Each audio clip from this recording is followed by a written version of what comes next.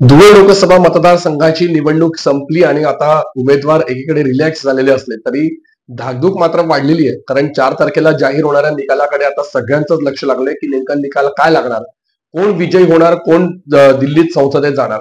Doctor Subhash Bhamre ह्या लोकसभा मतदारसंघातून तिसऱ्यांदा उभे होते आणि आता हॅट्रिक करण्यासाठी बाबा सज्ज झाले आहेत का, बाबांसोबत आपण संवाद साधूयात. मतदान झालेलं आहे, रिलॅक्स झाले आहात, काय वाटतं?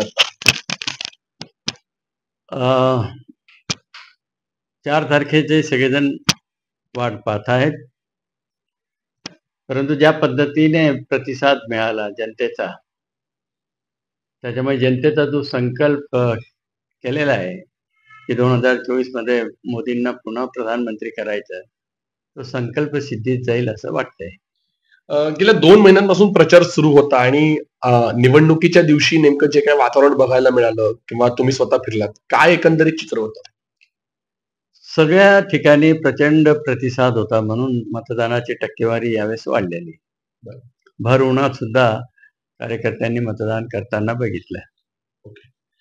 2 टर्म आपण निवडणुका लढवल्यात, म्हणजे 2014, 2019 आणि आता ही तिसरी टर्म आपली होती. ह्या वर्षाच्या निवडणुकीमध्ये आणि गेल्या 2 टर्मच्या निवडणुकीत नेमका काय बदल किंवा काय फरक जाणवला? कुठल्या गोष्टी तुम्हाला विशेषतः तुमचं लक्ष वेधून घेतलं ते?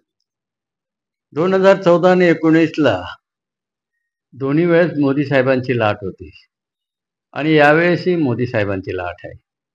मोदी साहेबांनी केलेल्या 10 वर्षात विकासाचे जे कामं आहेत, समाजातील सगळ्या घटकांना न्याय द्यायची भूमिका आहे आणि आंतरराष्ट्रीय पटलावर भारताचा जो सन्मान वाढवलेला आहे आणि भारताला एक आर्थिक महासत्ता बनवण्याचं जे स्वप्न आहे ते सिद्धीस येताना दिसत आहे. त्याच्यामुळे मोठ्या संख्येने आणि उत्साहाने जनतेने सकाळपासून रांगा लावल्या आणि मोदी साहेबांना प्रधानमंत्री करायचा विडा उचललेला आहे. ओके. आता मतदान झालेलं आहे आणि गेल्या अनेक दिवसापासून जो प्रचार सुरू होता तो पण आता संपला. मतदान झालं, सगळं झालं. आपण मतदानाच्या दिवशी अनेक नागरिकांना आपण भेटलात, मतदान केंद्रातून गेलात. आता काय नेमकं नागरिकांना सांगाल? कशा पद्धतीने नागरिकांची काय तुम्ही आवाहन कराल?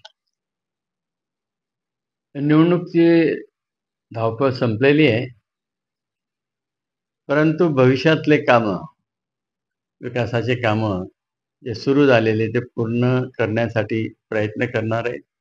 सिंचनाचे अनेक प्रकल्प मोठ्या प्रमाणात कामं चालू आहेत, ते पूर्णत्वास न्यायचे आहेत आणि त्यासाठी प्रयत्न करायचे. नक्कीच.